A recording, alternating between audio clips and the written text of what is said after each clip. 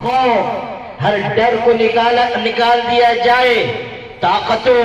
اور قوتوں کی طرف سے آنے والی الغار ہماری بولی نہ بدلے، ہمارے مزاج میں تبدیلی نہ لائے، ہمارے اقدام و عمل کی راہ میں رکاوٹ نہ بنے۔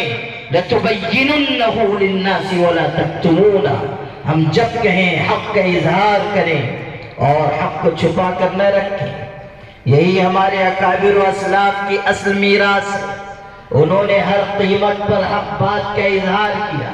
اور خوف و ہراس کی تمام تر فضاؤں کے باوجود انہوں نے اپنی زبان سے وہی کہا جو حق تھا، جو سچ تھا۔ حضرت امام احمد ابن حنبل رحمۃ اللہ علیہ کا دور یاد کیجئے۔ اس وقت تو مسلمانوں کی حکومت تھی، مسلمان بادشاہ تھا، لیکن جب ایک دینی اور شرعی مسئلے میں حکومت وقت نے غلط راستہ اختیار کیا تو امام احمد ابن حنبل رحمۃ اللہ علیہ نے حکومت کی مرضی کے خلاف، اس کی منشا کے خلاف فتویٰ دیا اور اس فتوے پر جم گئے۔ ان کو مارا گیا، جیل کے سلاخوں کے پیچھے ڈالا گیا، تکلیفیں دی گئی، آزمائش کے مرحلے سے گزارا گیا، دار و رسم کی دھمکیاں دی گئی، یہاں تک مولانا ابوالکلام آزاد نے صدائے حق اپنی کتاب میں لکھا ہے کہ جس جلاد نے امام احمد ابن حنبل کو کوڑے مارے، اس کا یہ بیان ہے کہ اگر جتنے کوڑے میں نے احمد ابن حنبل کو مارے، اگر میں کسی ہاتھی کو بھی مارتا تو وہ مر جاتا۔ یہ تکلیف برداشت کی اللہ کے دین کی خاطر اور حق بات کے اظہار سے ایک قدم پیچھے نہ ہٹے، قائم رہے، باقی رہے، یہاں تک کہ اللہ تعالیٰ نے ان کی استقامت کے آگے حکومت کو جھکا دیا۔ اور پھر جب ان کا جنازہ اٹھا، اپنی زندگی میں فرماتے تھے بیننا و بینکم الجنائز، کہ ہمارے اور تمہارے درمیان ہمارے جنازے فیصلہ کریں گے کون حق پر ہے اور کون باطل پر ہے، کون صحیح راستے پر ہے، کون غلط راستے پر ہے۔ ہمارے جنازے بتائیں گے کہ اللہ نے کس کو عزت دی، مقبولیت دی، کس کے لیے اللہ نے دلوں میں گنجائش پیدا کی۔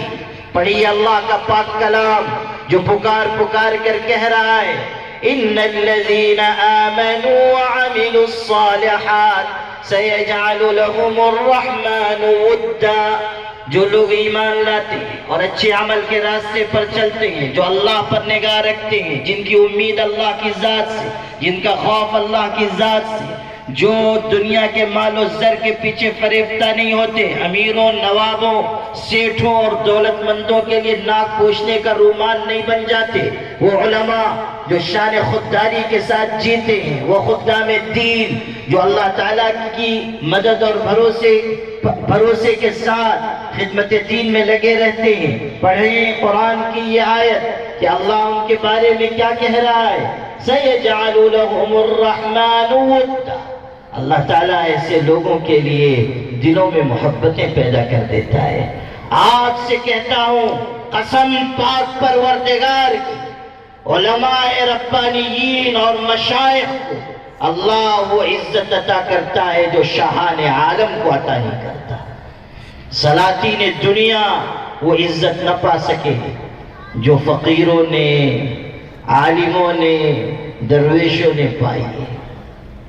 عبداللہ ابن مبارک تشریف لے جا رہے ہیں اس شہر میں جہاں چند دن پہلے ہارون الرشید جیسا بڑا بادشاہ آیا تھا اور اس کا استقبال ہوا تھا، لیکن جب عبداللہ ابن مبارک آئے محدث جلیل تو سارا شہر امٹ پڑا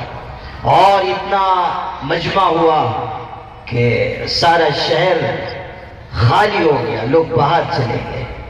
اور ان کا استقبال کر کے لے کر آئے، ان کو چھینک آئی، فرمایا الحمدللہ۔ لوگوں نے جواب دیا یرحمک اللہ، اتنا بڑا مجمع تھا کہ شہر گونج اٹھا۔